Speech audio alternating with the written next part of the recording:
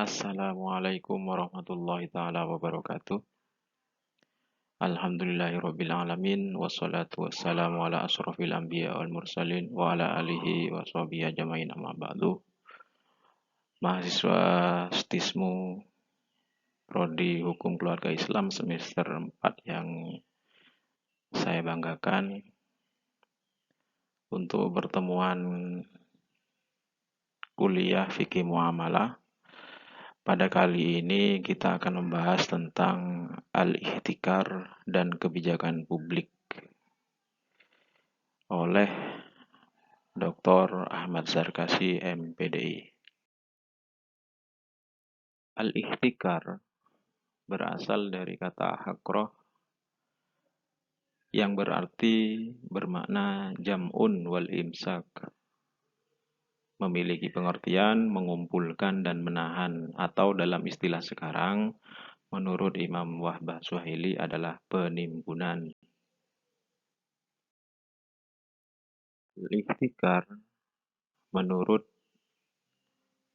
ulama Syafi'iyah sebagaimana dijelaskan oleh Wahbah Suhaili, juga dikutip dalam kitab Fathul Mu'in yang dikarang oleh Syekh Zainuddin Al-Malibari, mengatakan bahwa al-ihtikaru wa imsaku ma'isyara fi waqtil wala.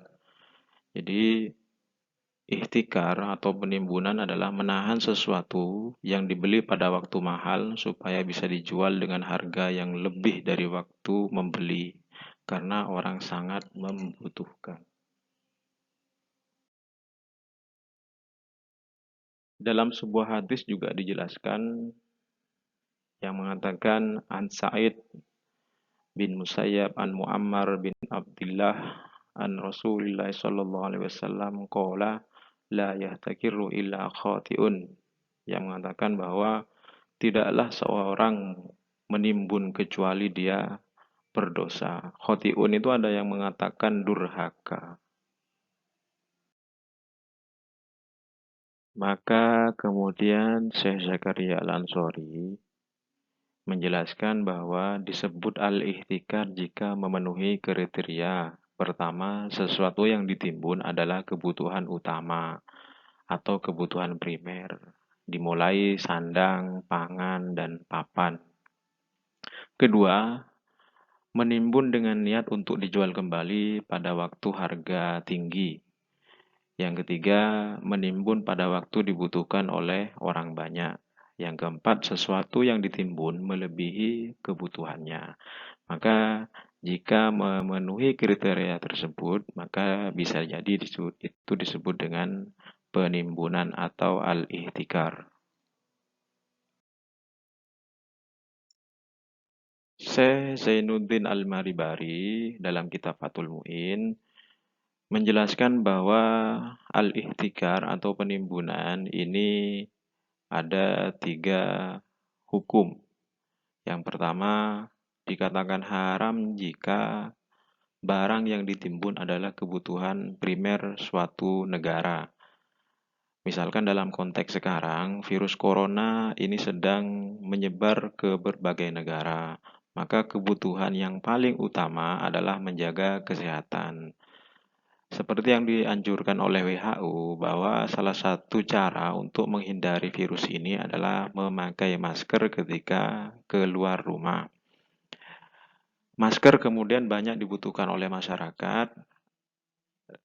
Kemudian jika ada seseorang yang menimbun masker dengan niatan untuk menghilangkan dari pasaran sehingga dapat menambah tingginya harga dan juga bisa menyulitkan masyarakat, maka itu dikatakan haram.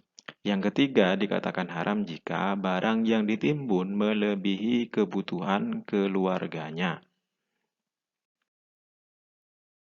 Al-ihtikar, lanjut keterangan dari kitab Fathul Mu'in, dikatakan makruh jika seseorang menimbun tanpa tujuan untuk menghilangkan komoditas dari pasaran. Tidak ada niatan. Yang kedua, menimbun pada waktu barang itu ada dalam jumlah banyak, sehingga masyarakat tidak kesulitan untuk menemukan atau membelinya. Yang ketiga, menimbun untuk keperluannya dan keluarganya. Jadi penimbunan misalkan membeli masker hanya untuk kebutuhan keluarganya saja, maka itu dikatakan makruh. Yang terakhir, tentang hukum al-ihtikar atau penimbunan adalah jais atau mubah. Dikatakan mubah jika seseorang menimbun pada waktu lapang, artinya tidak dalam keadaan masyakoh atau tidak dibutuhkan oleh orang banyak. Yang kedua, niat untuk menimbun bukan untuk mempengaruhi harga pasar. Yang ketiga, dikatakan mubah jika menyimpan untuk kebutuhan keluarganya saja. Dari penjelasan al-ihtikar atau penimbunan, salah satu pihak yang bisa mengontrol agar tidak terjadi monopoli dan penimbunan adalah pemerintah. Pemerintah kemudian bisa membuat sebuah kebijakan publik. Kebijakan publik memiliki pengertian adalah serangkaian kegiatan yang sadar, terarah, dan terukur yang dilakukan oleh pemerintah yang melibatkan para pihak yang berkepentingan dalam bidang-bidang tertentu yang mengarah pada tujuan tertentu. Dasar hukum kebijakan publik sebagaimana dijelaskan dalam kaidah fikih yang berkaitan dengan fungsi pemerintah atau penguasa, yaitu tasarruful imam 'ala ra'iyati manutun bil maslahati. Artinya, tindakan penguasa atau keputusan penguasa harus senantiasa mengacu kepada kemaslahatan orang banyak.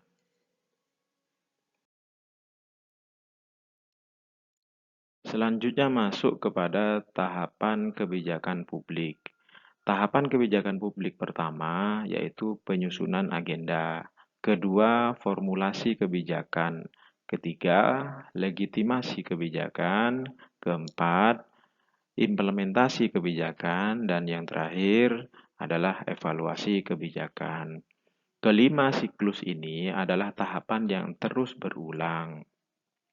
Adapun penyusunan agenda di sini bisa dijelaskan adalah sebuah fase dan proses yang sangat strategis dalam realitas kebijakan publik.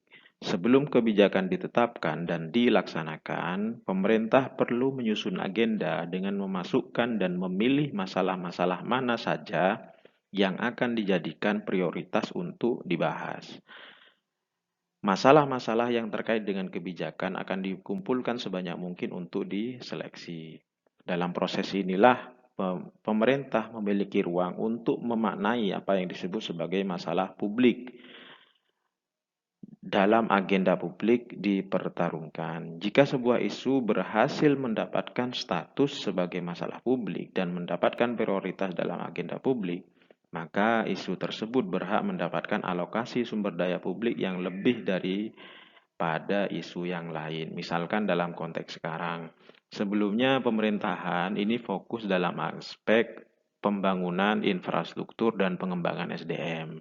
Tapi kemudian di akhir tahun 2019 kemudian ada isu mengenai penyebaran virus corona. Maka pemerintah harus fokus kepada permasalahan utama yang menjadi perhatian publik. Tahapan kedua adalah formulasi kebijakan. Masalah yang sudah masuk dalam agenda kebijakan kemudian dibahas oleh pembuat kebijakan. Masalah-masalah tadi didefinisikan untuk kemudian dicari pemecahan masalah yang terbaik. Pemecahan masalah tersebut berasal dari berbagai alternatif, baik masukan dari para ahli ataupun dari masyarakat. Tahapan ketiga adalah legitimasi kebijakan. Tujuan legitimasi adalah untuk memberikan otorisasi pada proses dasar pemerintahan. Jika tindakan legitimasi dalam suatu masyarakat diatur oleh kedaulatan rakyat, maka negara akan mengikuti arahan pemerintah. Namun, warga negara harus percaya bahwa tindakan pemerintah yang sah Tahapan keempat yaitu implementasi kebijakan. Pada tahapan inilah alternatif pemecahan yang telah disepakati kemudian dilaksanakan. Pada tahap ini, suatu kebijakan seringkali menemukan berbagai kendala. Rumusan-rumusan yang telah ditetapkan secara terencana dapat saja berbeda di lapangan. Hal ini disebabkan berbagai faktor yang sering mempengaruhi pelaksanaan kebijakan. Yang terakhir adalah evaluasi kebijakan. Secara umum, evaluasi kebijakan dapat dikatakan sebagai kegiatan yang menyangkut estimasi atau penilaian kebijakan yang mencakup substansi, implementasi, dan dampak. Dalam hal ini, evaluasi dipandang sebagai sesuatu kegiatan fungsional. Artinya, evaluasi kebijakan tidak hanya dilakukan pada tahap akhir saja, melainkan dilakukan dalam seluruh proses kebijakan. Adapun aspek-aspek yang mempengaruhi kebijakan publik, yang pertama adalah kewenangan, kedua komunikasi, ketiga sikap dari pelaksana, keempat adalah sumber daya. Kewenangan ini berkaitan dengan struktur birokrasi yang melekat pada posisi atau strata kelembagaan atau individu sebagai pelaksana kebijakan. Kedua adalah komunikasi. Komunikasi dapat mempengaruhi pelaksanaan kebijakan, di antaranya adalah transmisi, konsistensi, dan kejelasan dalam berkoordinasi. Yang ketiga adalah sikap pelaksana. Sikap pelaksana di sini adalah watak dan karakteristik yang dimiliki oleh pelaksana kebijakan seperti komitmen, disiplin, kejujuran, kecerdasan, dan sikap demokratis. Yang terakhir adalah sumber daya. Sumber daya di sini meliputi manusia, metode, dan sarana prasarana.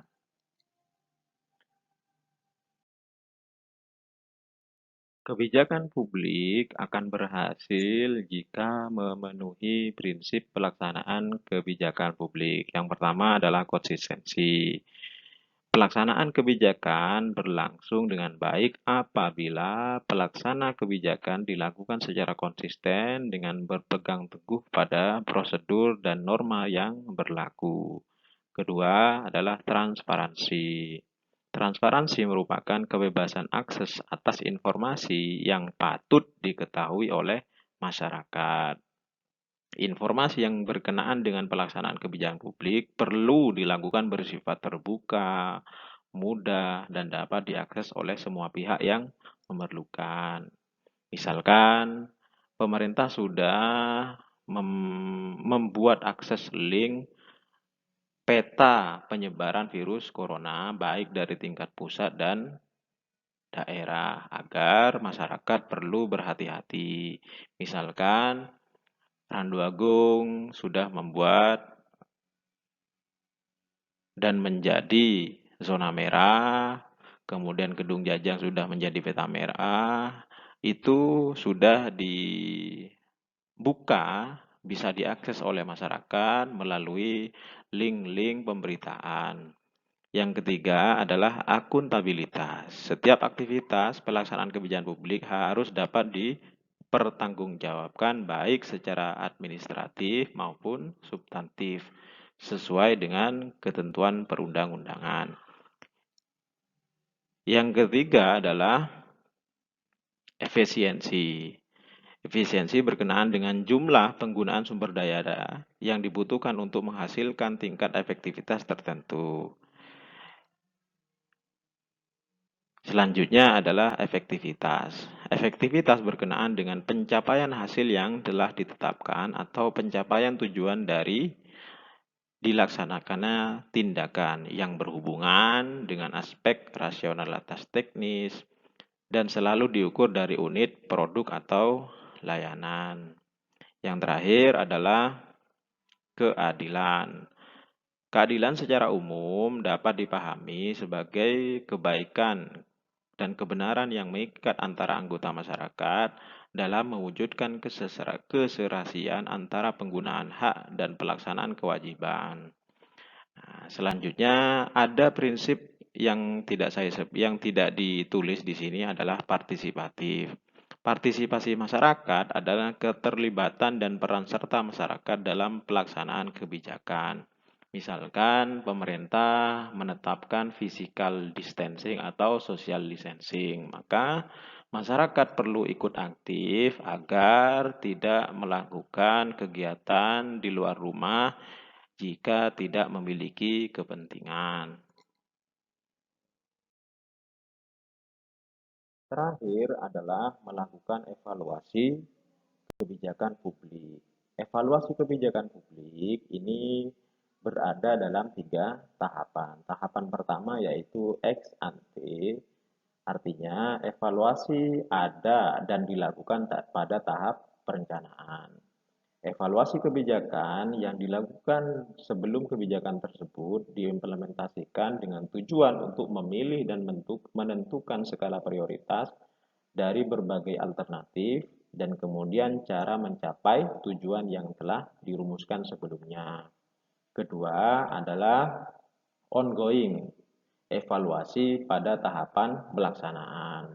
Artinya, evaluasi ini dilakukan pada saat pelaksanaan kebijakan untuk menentukan tingkat kemajuan pelaksanaan kebijakan dibandingkan dengan rencana yang telah ditentukan sebelumnya.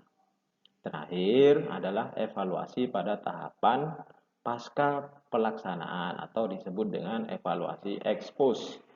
Evaluasi ex post adalah evaluasi yang dilaksanakan setelah pelaksanaan kebijakan berakhir yang ditujukan untuk menganalisa tingkat pencapaian, keluaran, hasil atau dampak dari pelaksanaan kebijakan. Terima kasih. Demikian keterangan untuk kuliah pembahasan tentang al-ihtikar dan kebijakan publik. Selanjutnya adalah diskusi. Saya persilahkan mahasiswa untuk menyampaikan poin-poin yang tadi sudah saya terangkan, kemudian ditulis kembali di grup untuk didiskusikan. Terima kasih, semoga bermanfaat. Wassalamualaikum warahmatullahi wabarakatuh.